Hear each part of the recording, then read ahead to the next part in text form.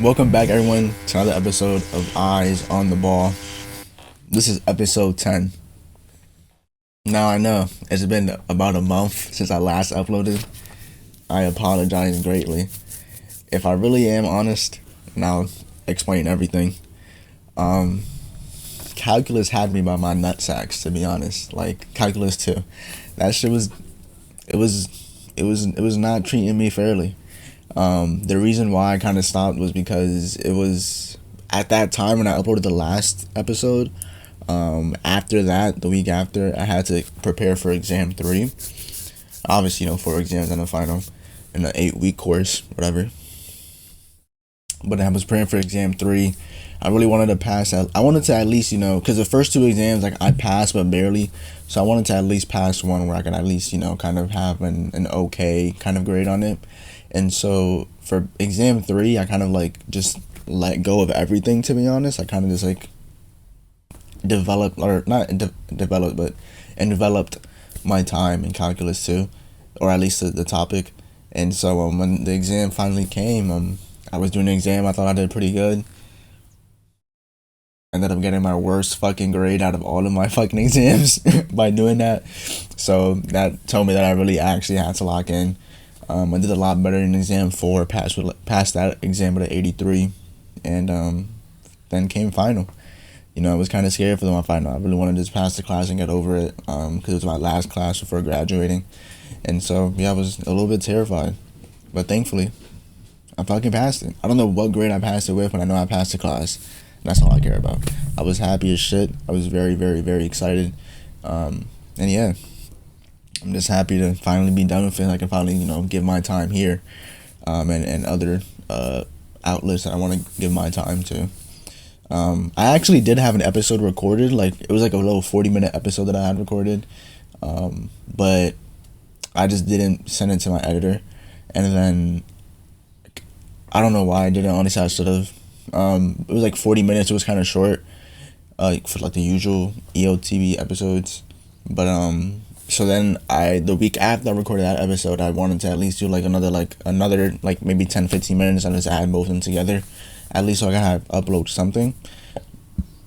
And I talked for like 10 to 15 minutes, then I had to go somewhere, and then I was like, fuck it, I'm just gonna lock in with calculus 2, pass it, and then I'll come back. And the plan went successful, thank God.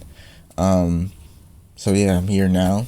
Again, I'm sorry again for the wait, for taking so long. I know it's been a while. I hated to spend so much time away from it.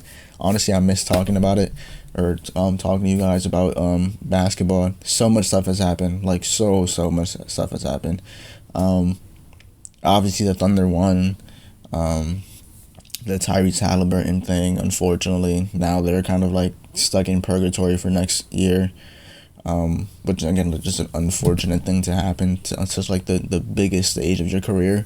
Like, this is like something you train for. Like, this is like if there's a peak if there's a peak environment in your career, like that's the one. Like Game 7 of the NBA Finals, like that's, you're not gonna reach another peak like that to prove who you are. And Hallie was proving who he was until the injury happened, unfortunately. Shea ended up winning Finals MVP. Probably had one of the best individual seasons of all time, and some uncomfortable conversations, unfortunately, will be made about where he stands in terms of like all time ranking. And honestly, like, he deserves it. I mean, he's been incredible. He's been a phenomenal player. He's one of the only players to average 30 points on like 60% true shooting, I think it was. One of the only guards to do it. I mean, like that puts him in conversations that he should be put in. Like, he really is a phenomenal player. Like, he just is a phenomenal NBA player. So yeah, a lot of stuff has happened. I'm not gonna talk about every single thing, because I don't want to, there's some topics I just want to yap about, that I can yap about because I know more about it. But then there's also some things where it's just like I just don't know too much about it. I don't want to talk about it too much. But the main big one, or a lot of big ones happened really, especially recently too. But you know, KD going to the Rockets, that trade was crazy. We knew it was gonna happen. I'm just surprised that it. Not surprised. It happened the same day as the finals. I'm pretty sure, like right in the morning. It was. I think the package that the Suns got in return for KD was not necessarily the best, but I think, you know, after in hindsight, like knowing what they turned it into and stuff like that, like it's not too bad, to be honest. But I saw recently like a report. I forgot who said it exactly, like the reporter who said it, but they said that the Timberwolves were willing to give like Rudy Gobert, Terrence Shannon Jr., who's been a fucking demon in summer league, somebody else too. Basically it was a way better package than what the Suns had, and they didn't take it. You know, I guess they wanted to respect where KD wanted to go, which I get. But at the same time, you know, like we've seen GMs backdoor, you know, they're star players, like what happened with Luka. So I'm kind of surprised that they cared that much. I guess, like, you know, KD's a good guy, so I don't know, maybe there's like some like connection kind of there or whatever. But yeah, he went to the Rockets. Rockets, you know, immediately jumped to like contender to favorites to win it all too. Will they win it all? I don't know. I had said it in the recording that I did, but I was kind of, I'm not skeptical about it at all, of course, you know, like, because the Rockets are, like, still a top 5 defense. Now they add one of the best scorers in the league after, you know, getting rid of their inconsistent scorer. So, you know, it's like, and again, he's a veteran who has won. So it's obviously a direct upgrade, right? Especially because now they have they ended up signing for Dorian Finney-Smith, which is an amazing pickup too. You know, another vet 3-and-D who is gonna play great next to those defenders, those hustlers, and be great with Ime Udoka. But I think the one thing that I would say is that they kind of like sped up the timeline. The Rockets, and it's not a bad thing, you know, like. And I'm always gonna relate things to my team, because I feel like with the Grizzlies, because I feel like I've seen what happens if you don't make the right moves when you have such a great young core, and so like with the Rockets, it's like, you know, this is their first year with that core being together, or that like their second year maybe, where that core was together and they were like great like that, and so like. They kind of sped it up by, you know, removing Jalen Green and adding KD and DFS, because now it's kind of forcing Amen, Sengun, and Reed Shepherd, Jabari Smith. It forces them to be like ready now, because if they're not ready now, you know, like, then we did that trade for nothing kind of thing. And maybe not that intense of a belief, I guess, if that makes sense. Like, I can totally see them being okay for another year or two. I think, honestly, I don't think they win it this year, to be honest. You know, they could. You know, a man could absolutely just turn into like a triple-double monster that he's what's it called? Projected to be. Jabari Smith can literally be a KD Jr. next to fucking KD. You know what I mean? Steven Adams, again, amazing center, backup center, who's gonna be great for a man, and Reed Shepherd, and then obviously again Sengun, who's just a crafty 5 who can like literally do anything on offense, and is a way better defender than people give him credit for. Again, like now they have Dorian Finney-Smith, you know what I mean? So they're gonna be a great team regardless. I just think I'm kind of afraid for the young core, because I feel like, you know, speeding it up, not giving them time to develop. I just hope it doesn't backfire. I don't think it will. I'm just a little bit scared of it. But again, the Rockets, they made the right moves. Like, they want to win now. They did what they could, and you know, they have like a window now to win. Like, if they don't win this year, they still have next year. Maybe the year after that, you know what I mean? So, yeah, really good for the Rockets. And again, for the Suns, you know, they made all the right moves that they could make. So, that was really good on them. They drafted Maluach. They got Dylan Brooks and Jalen Green in return. I think Dylan Brooks is gonna be again like we could talk about Dylan Brooks. I think he's gonna be good for like adding characters to the team. To be honest, like, everywhere he goes, he always brings that intensity with him. Albeit 3 teams, but they all had like that that grittiness, that toughness. There's character when you add them to the team, and so that's really cool. The Suns have I forgot the fucking roster. I feel like an asshole and a dumbass for not knowing it. But I know the roster is not bad right now. They have a pretty good roster, for a young team. And now we have Devin Booker back at the helm. Honestly, I'm kind of excited to see how Devin Booker is going to respond. After going back to the throne of the team, like everything has to go back to him. I'm excited. I think it's gonna be look like Booker dropping 70 every night, and they have great defenders. They have Ryan Dunn. They have good defenders on the team. I think it's gonna be a fun team to watch. I do hope they do bad though, because we have their pick. So, Bradley Beal recently just got in a buyout, and now signing with the Clippers. I think the Clippers look phenomenal on paper. They have Bradley Beal. They have John Collins. They have John Collins. I forgot the Norm Powell trade. Fuck, man, that's a great team, honestly, on paper. They have Beal, the Harden, Kawhi. They have Zubac. They have Brook Lopez. Again, John Collins. They have what's his name? Derrick Jones Jr. And I'm sure I'm missing some other people too that are on the roster that are good too. But they have depth. They have players who have won. They have veterans. They have guys who are gonna be. They have great players. They have very great players. And I think, honestly, I can see them. They blew expectations last year. Some people didn't think they were gonna be that great last year, but they were amazing last year. I think they look even better this year, and so I'm interested where they end up. I think a lot of it depends on just on again Kawhi's health. Like if Kawhi's healthy, then that team is gonna shoot for the stars. You know what I mean? I think it's hard to say that team is gonna do bad in any way possible. For regular season, of course, too. They have the defense to look good in the regular season. It's just offense in the postseason. Like, how is that gonna look? Because how Harden unfortunately does get sometimes. But yeah, it depends on that for me in terms of their success for the postseason. What else?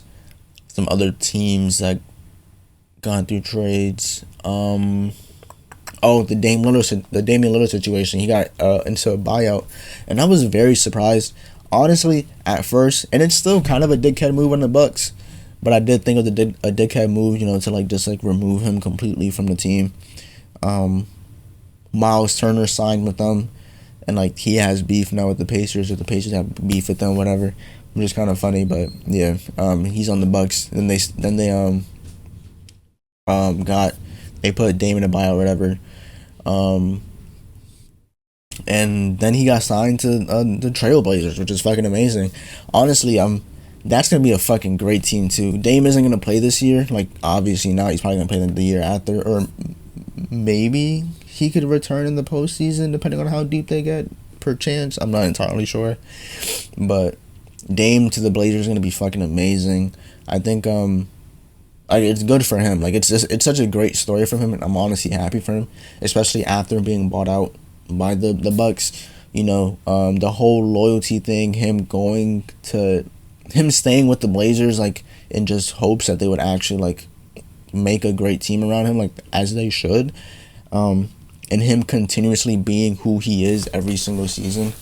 Just scoring and just being a masterclass scorer. And they never did it, and then they got a draft pick and ended up drafting a point guard, and that was it for him. So he goes to the Bucks, probably the best teammate he would ever play with ever, most definitely the best teammate he could ever play with ever, as of right now so far, whatever. And it doesn't work out, unfortunately.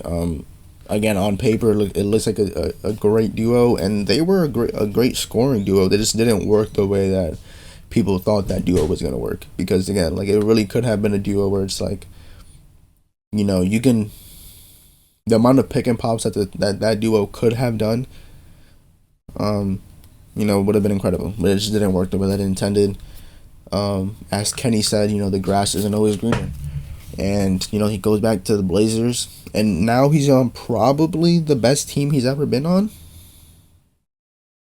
They have Tumani Kamara. They have Clinnigan. They have Sharp. They have Denny. They have the new guy they traded, Yang. I might have just butchered the fuck out of that. Oh my goodness, I'm so sorry if I did. But the new 5 that they drafted, of course, Scoot is still there. They have Drew Holiday. That's a great fucking team. Defensively, they're going to be fucking amazing. And again, they might not win anything this year, but again, they have Dame coming back the year after. They're going to have great development from guys like Clinnigan. Scoot is going to be great. Or hopefully, he develops and take this year as that. He's going to be mentored by fucking Drew Holiday and Damian Lillard. So that's a fucking amazing, mentor to have, or mentors to have.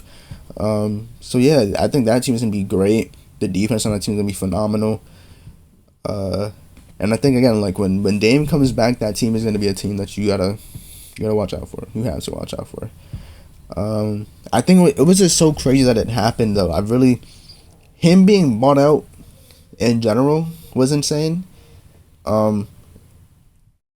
Because it was just a dickhead by the Bucks, in my opinion, to kind of do that.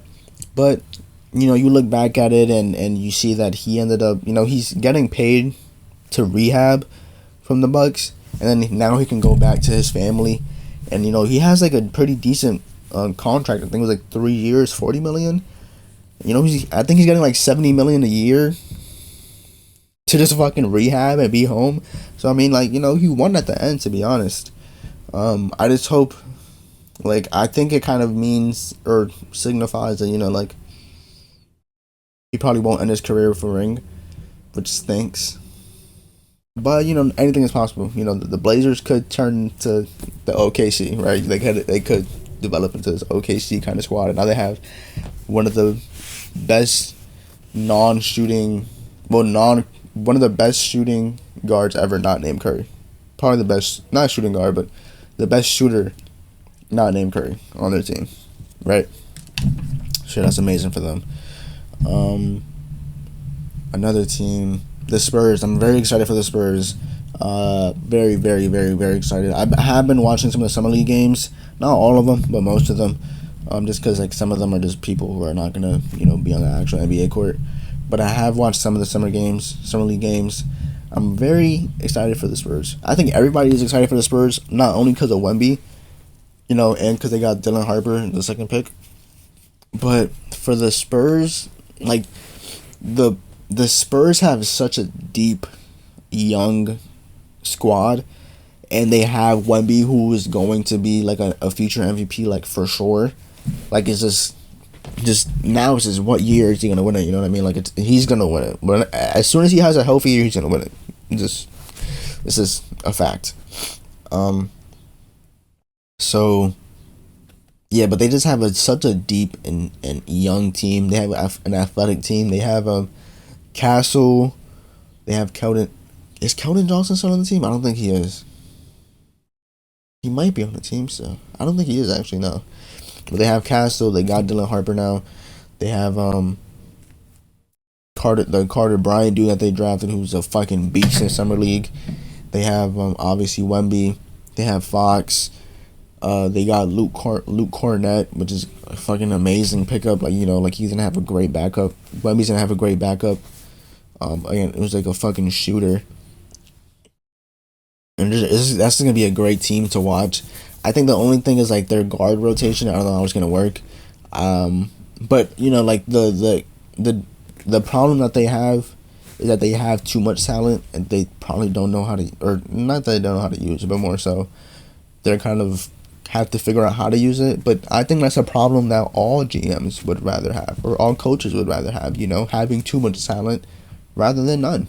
You got to just learn how to play them, learn how to get them to play together, and I think they can make it work. I think honestly, I think with the I'd be surprised, not surprised, but I would not be surprised if Castle, Fox, one of those two aren't in trade talks by like mid-season. Not that they would get traded, but depending on what the success of the team, how's the team going, I would not be surprised if one of them is in like a package for like another player. Again, but they don't need to be, because again, the team is just so young where they really don't need to kind of package players for anybody else right now, unless like they really are missing a player that they need to be connective, like a point guard, like who's like an actual like connective type of player.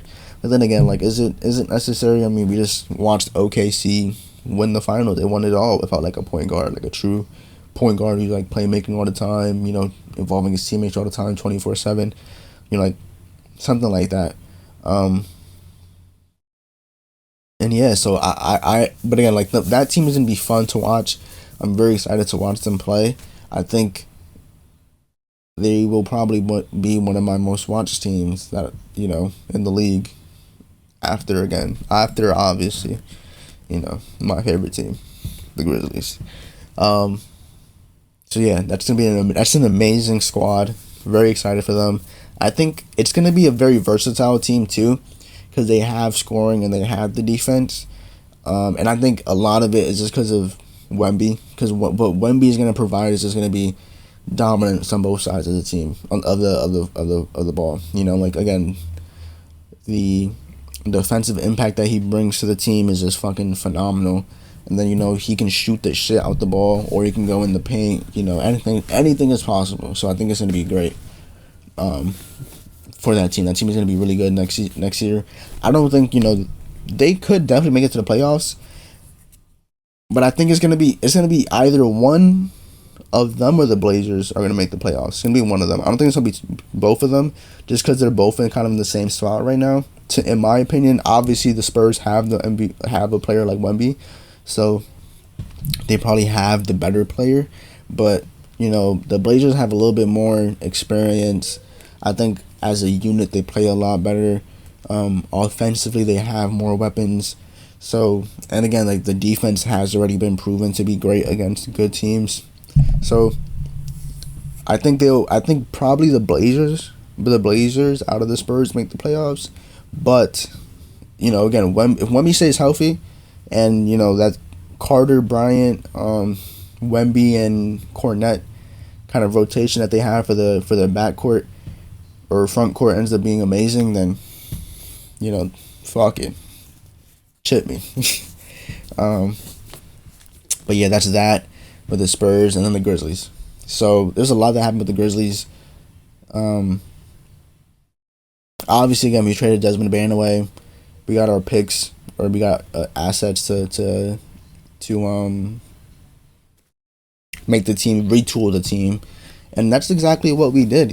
I think we got Ty Jerome, who's amazing. He's gonna be fucking phenomenal.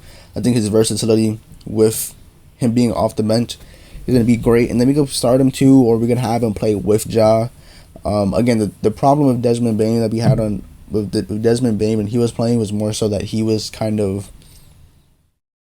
he would overtake his role, and that's fine, because again, like if you watch the Grizzlies when Ja Morant was out, not last year but the year before that year, when he was out in the games he was out, it was Desmond Bane who was frying people, right?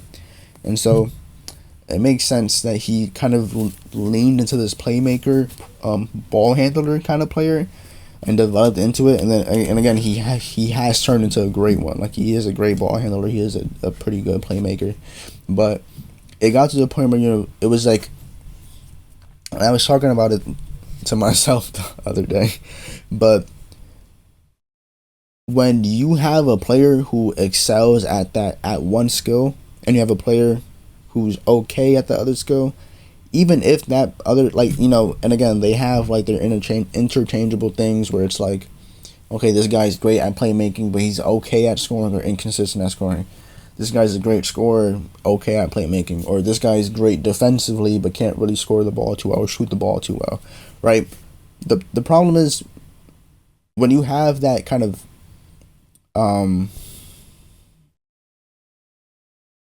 balance of mediocrity, I guess, if that makes sense, or mediocrity and greatness, like it makes sense for the person who's going to be the primary ball handler to have the ball all the time, right? And it makes sense for that guy to be the playmaker, the great playmaker on the team, not the one who's mediocre, right? So you don't want this guy who's mediocre to be playmaking all the time when you have the guy who's a great playmaker, you know? Like, you want that guy to be the one ball handling and making plays for his team, right? And again, it's not a diss towards Desmond Bane, but it was like, you can't have this struggle. You can't have this struggle where you have a great playmaker in John Morant. Like, he's one of the best playmaking guards in the league. You know what I mean? And again, like, it's not bad for Desmond Bane to be a playmaker, because even Ty Jerome, like, and we're gonna talk about that too. Ty Jerome is a pretty decent playmaker, right? But I think in today's league, a lot of it is roles. You have to understand the role. There's versatility, which is an amazing thing to have, and I think it's one of the reasons why OKC won and the Pacers were so deep and made it so deep. You know, the versatility. Every guy is great at their role, but they're able to make the right choices in other paths. And I think the problem was Desmond Bane, unfortunately, sometimes didn't make the right choices all the time. You know, there were times where I've watched him, you know, turn the ball over because he's going for a behind the back pass in a close game, or he, again, like, you know, we lost 3 games in a row off buzzer beaters. One of those was because Desmond Bane dribbled right into Dyson Daniels' hand. You know what I mean? That's not something you want to do, especially against Dyson Daniel.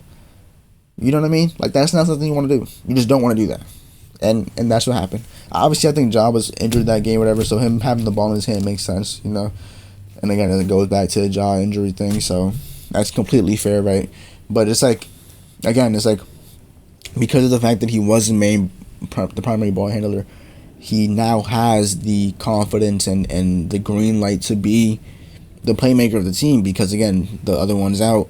But again, it got to the point where they were kind of like struggling to do both, which was a lot different from when they were like 2021, 2022, 2023. You know, like, what made that backcourt so good, was that John Morant was the one playmaking and Desmond Bane was the one scoring. And again, if you watch that Minnesota Timberwolves series, John Morant was getting fucking beat by 3 defenders at all times. Anytime he drove to the paint, it was 4 defenders on him at all times, right? And so, then you had Desmond Bane, who had a great series that game. His best series that game, his only good series that game, or that series. Because, again, you had John Morant being the playmaker, who's an inconsistent scorer. I think he's a good scorer, but he's inconsistent, right? But then you had Desmond Bane, who's a 3-level scorer, and he took advantage of the fact that John Morant was getting fucking manhandled out there, right? And John Morant was the one setting him up for plays. You know what I mean? So getting back to Ty Jerome, I think he is a really great addition to the team, because, again, he can play off the bench for when John Morant is not. John has to sit, or Jaren has to sit, or any other guard has to sit, or any other John and Jaren, really, our star players, franchise players. With Ja has to sit, or we can have the versatility of having him play next to Ja. But I think Ty Jerome, in this case, is going to shoot the 3 a lot more than try to play make, you know? Because, again, John Morant is going to set him up for 3s. If there's a player in the league who's going to set you up for an open 3, it's going to be John Morant. His gravity, his rim pressure is it's insane. You know what I mean? He's going to get you an open bucket, an open 3.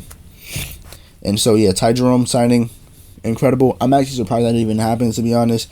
I was surprised that, you know, a player that we actually were interested in actually ended up coming. So that was fucking super fucking cool. And I think him next to Santi is going to be fucking amazing too. They're going to be I think they're going to be a great scoring duo off the bench as well, to be honest. Especially with G.G. Jackson, if he's going to be playing off the bench, which I'm pretty sure he will, because we don't have a starting small forward yet. I think that position is up to grabs. I saw a report that said Jalen Wells is going to be our starting shooting guard, which is fucking awesome to have a 6'8" shooting guard, to be honest. I'm really excited for that because, again, I think and I had this, I already knew, or not knew, but I had the idea in my head that it was like, you know, when it comes to the NBA, like, if you really want to win, like, there's not a lot of times smaller guards or smaller players have won, right?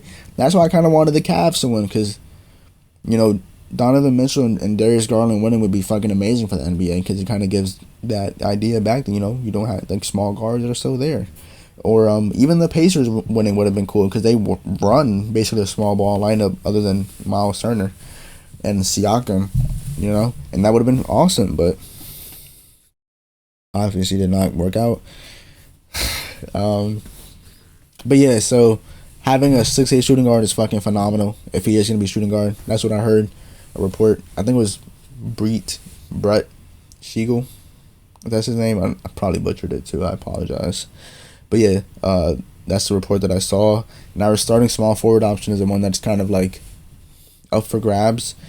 Obviously, you know, we did not get who I wanted, which was Herb Jones. He fucking re-signed with the Pelicans, which stinks. The Pelicans themselves are like a team that's like, fuck, you know. I can't believe the Pelicans traded up for Derek Queen, and now he has to get surgery. He's going to be out for 12 weeks. And it's not funny. I don't know why I laughed, but it's just like, fuck, you know, like, you gave up so much for this pick, and now, like, he has to go through the injury bug of the Pelicans. Like how Dyson Daniels was saying, you know, like that it was a fucking injury bug in New Orleans or whatever. So that was just fucking unfortunate shit that happened. The Pelicans, I'll talk about the Pelicans in a little bit too, because I think their starting five is gonna be a little bit weird, but they're gonna be an interesting team as well. But anyways, yeah, the Grizzlies again. We got Ty Jerome, amazing. We signed Jaren Jackson Jr. We signed Santi Aldama, or re-signed them. We ended up, I feel like it was somebody else that we packaged away. No, I'm lying. We ended up signing Jock Landale, Jay Huff. Jay Huff is the guy that we signed, or we didn't re-sign. And so that was super interesting, because now with Jay Huff, you know, you have that athletic 7-footer who can shoot like a little Porzingis Jr. He ended up going to the Pacers to kind of like replace Miles Turner, and honestly, I think he's going to be great there. He's going to be used to that offensive, like that ever-flowing offense, and I think he's going to be great there, because again, we had that little wheel offense in the beginning. Didn't really work out too well for us, but I think J Huff is going to be amazing in that offense for the Pacers, and yeah, that's a very good place for him, to be honest. I think again, he's going to replace Miles Turner perfectly, honestly, and he's going to be like probably much more athletic too. But yeah, that's what happened with Jay Huff, and then we ended up signing Jock, who I saw a clip of an interview from him, and he seems like a fucking dog. So that's honestly, he's kind of exciting. You can tell with the signings though, or like the retooling of how the team is going to be. The team I think it's going to be a lot more like, they're going to be like they're going to be a vicious team next season, I think. I think they're going to be like a, you know, like people always complain about how like with Dylan Brooks, it was always like these guys like fighting more than playing the game. I think that's going to be it this season too. God damn, that's crazy voice crack. Fuck. Anyways, ignore that. But yeah, I think it's going to be a very great team next season. People were saying that we got worse. I don't know if we did. I think honestly, at minimum, I think we stayed stagnant. I think people had Desmond Bain too high, and I also don't think people. But I think it's just like the public opinion on like the team on us prior. Like it's not necessarily a thing people actually have an opinion on. I don't think people don't really watch the Grizzlies, you know. And you know, you ask an opinion. You ask an opinion on you asking an opinion of somebody, of you asking for an opinion of somebody on the Grizzlies, and I think it's fair, that they won't really have anything to say that's like, they might have an opinion but not really evidence because they don't really watch the games, right? And because some people are like, oh, Desmond Bain, people have Desmond Bain on his pedestal, and that he's gonna be like great for the Magic and stuff like that, and that he was a great player for us, but it was like we played like ass anyways, and Desmond Bain was not the reason we were playing, that we were able to win games in the last few games of this season, you know what I mean? Like, to make it to the playoffs, right? Or at least not the main reason. Again, I'm not trying to hate on Desmond Bain. I think it's just, again, like, I think it's honestly, as a fan of a team that's the smallest market in the league, after seeing like people's opinions change on players, like from our side once they get traded, is so crazy. I mean, Jake LaRavia got signed to the Lakers, and people were saying like, "Oh, that's an immediate upgrade from Dorian Finney-Smith."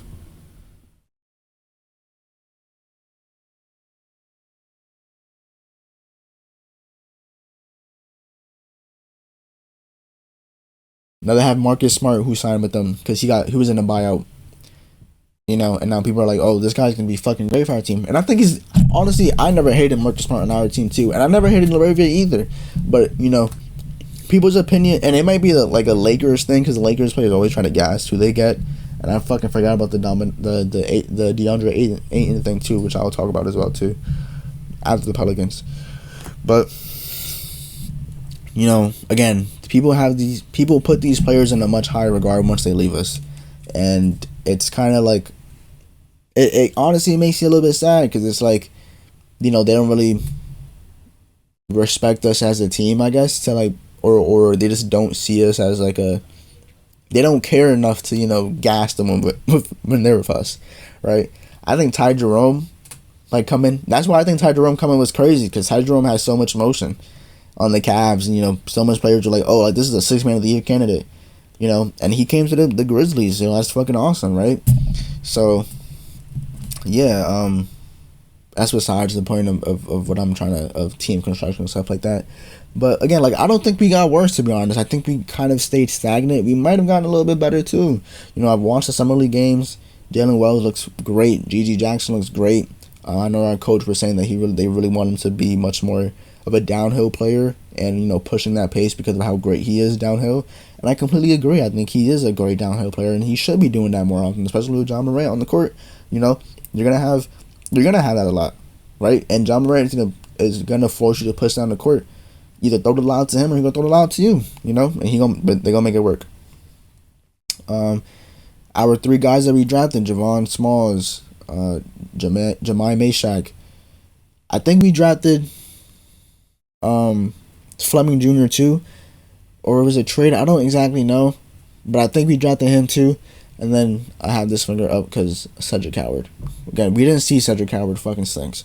I really wanted to see him. We traded up for him. Obviously, again, like, it's better to have him rehab correctly so he comes back healthy, because he probably will either be our starting small forward or, I don't know, to be honest. I really don't fucking know. I guess when they had a little summer camp or training facility, summer practice, is when we'll find out who's going to be our starting small forward, obviously. So, he definitely could start for sure, because I think, honestly, we are finished with our off season, which kind of sucks. I wish we weren't, but, anything is possible. But yeah, so Cedric Howard, again, we traded up for him. People were like, oh, kind of an overpay for a guy who hasn't set foot on the court. To that, I say, fuck you. He's probably going to be one of the best players out of this draft. And that was kind of impolite. I apologize. I was not trying to be hateful. But, no, yeah, I think he's going to be a great player for the team. I think, again, like, you look at the team, I think what Kleiman said with our team after we lost to OKC, they were kind of like, you know what?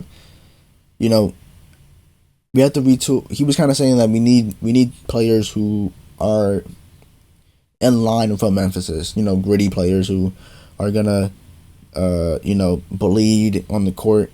Get their knees dirty, scrape themselves, cut themselves, to win. And I think that's what we got. That we got players who are going to put their all on the court to win. And I'm excited to watch them play. I really am. I honestly think we're gonna be better. But I think a lot of it depends on, again, health. I think Ja Morant, look, a healthy Ja Morant. People don't bring this up. People say he's still washed, right? But I've watched this man, after Jenkins was fired, I've watched this man average damn near 30. There was a certain stretch, I think after March or something, where it was only 3 players averaging 30 points. Okay? You can name 2 of them. Why can you name 2 of them? Because 2 of them were MVP candidates. Shea, Jokic. The third one, Ja. There's only 3 players averaging 30. Again, scoring isn't everything, blah, blah, whatever. We still had a losing record, unfortunately. But again, that's not a Ja thing. We fucking sucked regardless as the team, right? And so, again, I think our team is a lot better right now. Not a lot better, sorry. But I think honestly we are a better team right now. Again, I'm just excited to watch how we'll play. Yeah, I think, again, it's just if Ja can stay healthy, we're great. Again, now with Coach Isolo, it's like, and I'm going to move on. I know I'm yapping too long about it. I apologize. But, it never made sense to me that you would implement an offensive scheme that puts your star player in their flaws. Like, it surrounds them against their flaws, right? It never made sense to me, because it's just like, and I get the whole situation was like, oh, sometimes he's not playing, so it's like, he just has to learn how to play. And I think that's why people are saying, oh, he's going to be in the trading machine if they keep this up, or in the trading block if they keep this up, because it's like, you don't fit in the scheme that we want, like, and you barely play. I mean, like, you're going to be out of here. But again, it's like, to do that to Ja Morant after he is the sole reason why the franchise even flipped over in the first place. Like, again, ever since his rookie year, he has been impacting winning in ways that nobody expected, you know what I mean? So, I think it was just crazy. And I don't blame Jenkins for that. I think it was just like I don't know what happened there, honestly. I wish I didn't. But, anyways, I think next year's going to show who Ja Morant really is and who the Grizzlies really are. I think last season, terrible fucking season, we had no identity on both sides of the court. We really didn't have shit. But I think next year, like, that'll show who we are, right? In my opinion. So yeah, Pelicans are a booty cheek team. They have Jordan Poole. They have DeJounte Murray, but I don't think he's gonna play because he's still injured. I think he might play in February, is I think the timeline for his return, but I could be wrong. They have, again, Trey and Herb, who are gonna be great, obviously, right? And then they have EVs, Messi, obviously Derek Queen was like their backup. That's gonna be, they have Sadiq Bey too, I think. Yeah. It's gonna be a pretty mid team, to be honest. I think it's gonna be like, they're gonna be somewhat fun though, because it's Zion as well. They're gonna be somewhat fun in my opinion, like to watch. I think like they're low key gonna be kind of fun to watch. Like, I kind of want to watch the games because I think Jordan Poole is gonna be like, you're gonna see him like dribbling the fuck and crossing ankles, and they're gonna have Zion just like big bodying people in the paint. And then, you have Trey and Herb just putting people in fucking asylums. So I don't think they're gonna be a good team at all, but they're gonna be interesting to watch for sure. They're gonna be kind of fun to watch. I think, the shooting and shot creation of Poole and Trey, and then this, I think that's, again, like, you can give spacing for Zion with him shooting, with both of those shooters. And Herb is probably going to be a decent shooter too. I know he was averaging 40% from three, I think either last year or the year before. Or I think it was last year, but it was like super small sample size because he was injured too. But yeah, I think honestly they're going to be a pretty, like, they're gonna not gonna be a good team. They're gonna be fun to watch. I think they're gonna be pretty fun to watch. So that's gonna be a team that I watch for sure as well. And then what was the team that I wanted to talk about? The Lakers, right? The Lakers. Yeah, the Lakers got Laravia, they got Smart, and they got Ayton. I think, but supposedly, and you might get news soon. Like, it'd be crazy. Let me see. This in case we got. No, we did not.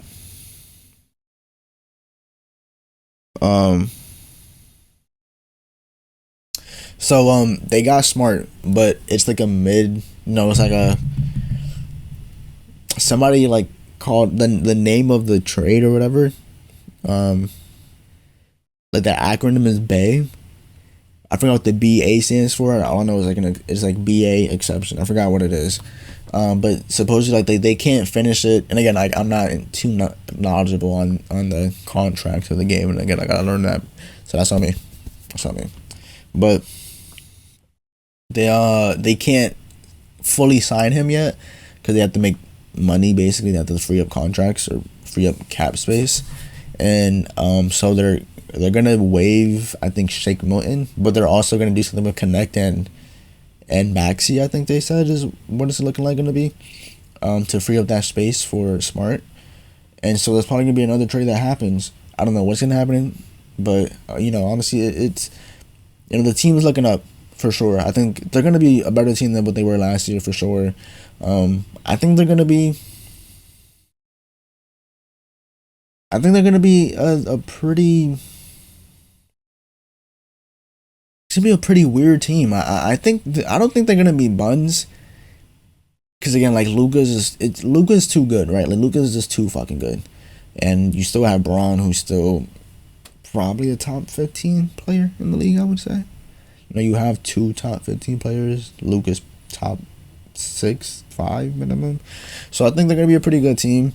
Because again, they're extremely top heavy. But I think they upgraded their roster to the point where it's like they don't have really bad players anymore. Like again, like you still have the defense of Austin Reeves and Luka not being the best. But I think they're gonna have decent defenders. They're gonna be pretty okay this season. Again, because they have I think Laravia is gonna be Laravia again. Like he went with the fucking ops, so I can't fucking believe it. Can't fucking believe that you would go to the ops like that. But anyways, no, he's gonna be great for the team. Great shot creator. He's gonna be awesome next to Reeves. I think. He's a hustler on defense. He really is. He has great reflexes and he doesn't give up on plays. Like he's really like an attentive guy. He tries on the court, and that's what you want. And I think Redick is gonna love him. I think JJ Redick is gonna love him. I think JJ Redick is gonna love Marcus Smart too, because Marcus Smart does the same. He's a great shot creator, not shot creator, sorry, but a playmaker in the sense of like he can. I think he's a really great closer. One thing that I saw with Marcus Smart when he played for us, the little games that he did play, unfortunately, he was a really great closer. Like when the game was kind of like, games were kind of close or we had like a lead, but the game's about to end and the other team was kind of coming back. Like Marcus Smart was kind of like calm down, let's slow down, let's make some plays, and he was a really great closer. He was really good at making plays that were like, okay, this is gonna stop your momentum, and we're gonna win this game. And he was really good at doing that. And again, he's still tenacious on defense. He's not the defender that he used to be because he's just older, right? Injuries too, but he's still a great defender. You're gonna have him being okay on the offensive side. I think the only thing is like this high volume 3-point attempts, but that's never really a bad thing as long as he's not like, and they're open looks, they're good looks. You gotta shoot what you have, right? And just pray that they go in. They're gonna go in at some point. So yeah, I think again those two pickups for them have been really great. They're gonna be really good, and again the Ayton thing. I think the Ayton thing is gonna be. I think that's their biggest question mark, right? Can Luka make him good? Can he be the Jalen Duren of Cade, like to Cade, for Luka? It's possible, right? I mean, I saw like a 3-minute long clip of him catching lobs, and about a minute of them was on Wemby. He was catching lobs on top of Wemby and the Spurs, right? So I think it's possible, for sure. I think it's just a motor thing. Like, is Ayton gonna be able to play with the team at the pace that they want to play at? Is he gonna be able to catch the lobs? Is he gonna be able to be the agile guy that he needs to be while playing next to Luka? I think again, like, I think Ayton is a pretty good screener, so I think that's whatever. And that's gonna be great for Luka's shot creation on his own. But you know, the synergy. Luka is a lot better when he's involving his teammates, and he's not just isolated into scoring. So it really just depends. Is again, like, is his team gonna be able to play good while he's trying to have them, like, is he gonna be able to involve them, and are they gonna play good while he's involving them, kind of thing. I think again, Ayton is gonna be pretty good. I think the pickups are good. The pickups are good, to be honest. I think they're gonna be a better team than what they were, and I can see them being like a top. Like, I can see them not being in the play-in. Like, I can see them being in the top 7. I think they'll be a pretty good team. But yeah, those teams. Is there anything else that I want to talk about with the teams?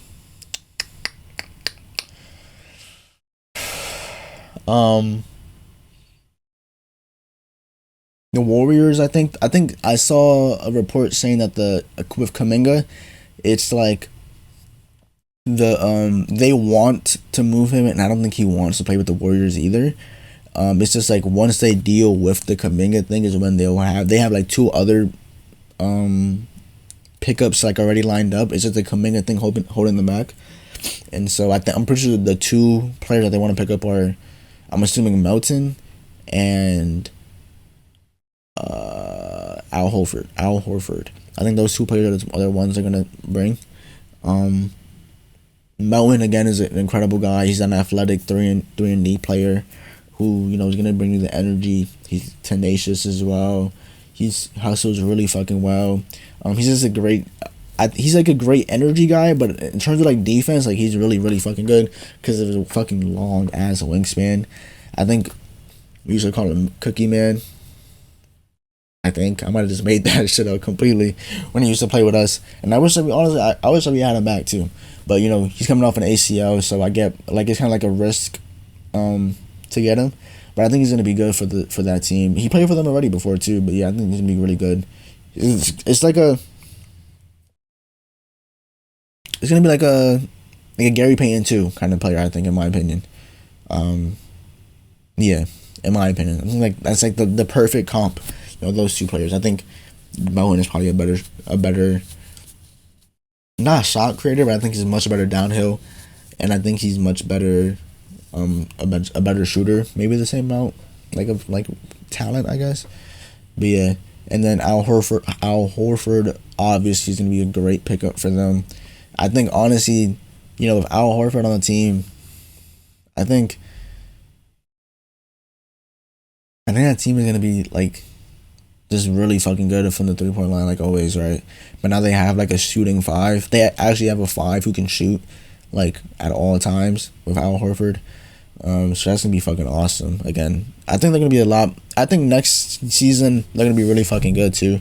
I can see them being a top 5 seed because again, it's just like Curry's just, when you have Curry on your team, anything is possible. Especially with Jimmy Butler too. Obviously, we know Jimmy Butler is that guy. He might not try too hard in the postseason, and it might cost him feuds maybe. But I don't know. I think they're gonna be a great team. I think they're gonna be really fucking good. Again, the shooting is going to be amazing, and to bring those guys in would be great. I think the Kuminga thing though, I don't know if he's gonna sign with them. I honestly see him going away. I don't see him staying with the Warriors. I don't know what team is going to pick him up, though. That's a problem. Because, again, like, he thrives from having the ball in his hand. What team is going to want Kuminga to have the ball in his hands, Like, what team is going to be okay with taking that player and giving him the responsibility, the green light, you know what I mean? I think, and again, it kind of sucks because Kuminga. Oh, shit. Shams bomb.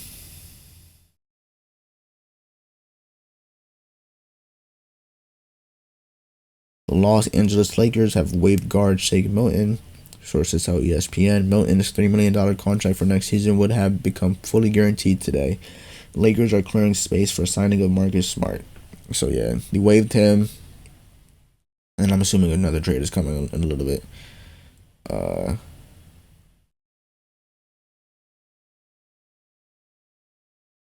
yeah, I'm really, really, really, really, really interested to see what happens with him.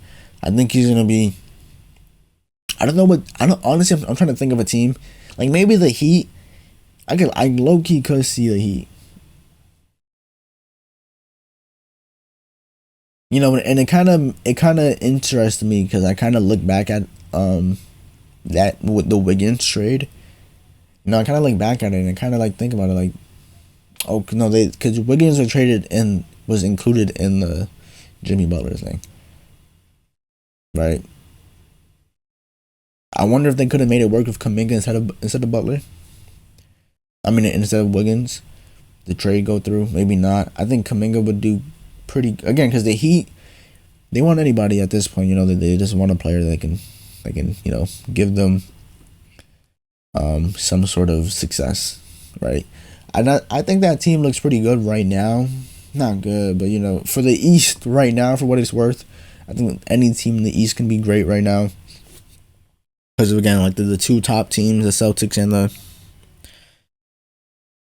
the Pacers are gonna be out, right? So you just have the Cavs, the Knicks, Magic, and then like whatever else, right? Is gonna be good for next season. So, but yeah, I think it's gonna be very interesting to see how that works out. But Kuminga, I would love for him to go to the East, honestly. Like not just because we just need more talent on the East. Like we need more talent on the East. Like please get these niggas away from the West. The West is fucking packed. Please get away from us, okay?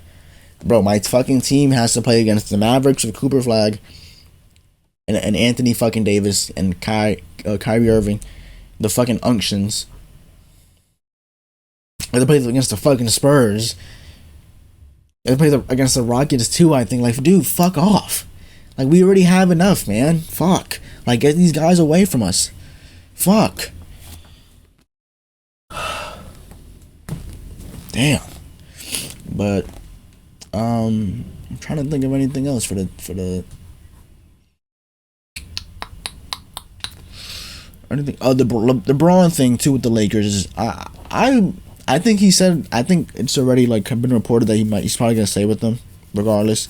But they were saying that they kind of didn't know if he was gonna stay because it depended on whether the Lakers were gonna try to build for now, or at least try to, like, I guess it basically meant like whoever they trade for and the players that they get have to be good players, right? Like if they don't, if because again, like it was, I think Braun and Rich Paul were basically saying that it's very obvious that they're playing for the future, right? Trading for the future, which again makes sense. But you can still trade for the future, right? And have guys who can still make impacts now. So I think that was like the point where it was like, you gotta have, if you're gonna make the trades for the future, make sure that those are guys who can still win, like make some sort of impact now, and then leave it to the rest to us like LeBron and Luka to like go crazy and try to win. That was what I was taking. I think honestly, like before before the Smart thing, I think honestly like it was looking like he would get traded, or at least like the speculation around his trading looked a lot more convincing, especially going to the Mavs and stuff. But then there were also like conflicting reports that said like that Lakers were not interested in buying him out, or they weren't gonna buy him out. The Mavs would only be interested if it was a buyout or something like that, but the Lakers were not gonna do that or something. So yeah, that was again, I think he's probably gonna say. I think with the Marcus Smart thing now, like I think maybe he has a little more faith in the team. And again, it looks like they're still not done, so they're probably gonna add another player or two. So that's, yeah, I think he's probably gonna stay, but he might retire soon, and that's kind of sad to think about. Yeah. Anyways, them Ja threes, boy, fuck. He's coming to New York City. soon, in like a couple days. I might go to a little. I don't know if it's anything like the Peach Jam thing where it was like a little pop-up shop. Then I probably would go. Because again, I would love to see my idol. I would love to see the GOAT. But I also really want the Job 3s. I'm just like beautiful. It's just are sexy as fuck. So yeah, that's all. Before we go, bump that Robbytron. You probably had the link in the description. It's Rob's song. He dropped the song. Go listen to that shit. Go bump that shit. Alright. But yeah, that's all for today's episode. I'm trying to have this in, hopefully upload it soon. Again, I'm sorry. Very, very, very, very sorry for the late upload. Gonna try to be more consistent now. I'm gonna try to like make this like a little bit better now too. Like I know this is big. This weird ass. It's literally just a fucking full screen of my face. So I'm probably gonna try to have it maybe like a little borders for the outline overlay to make it look a little bit better, more professional. Hopefully, but I'm gonna see what I can do before I upload the video and try to have that done. But yeah, if you like the video, make sure to like and subscribe. Comment down your opinions. I would love to hear your guys' opinions about the takes that I have or anything else or any information that you might know about your favorite player or your teams, and we can talk about it. I don't mind at all. But yeah, have a good one. See you in the next one. Peace. I'm up in it. I'm up in it.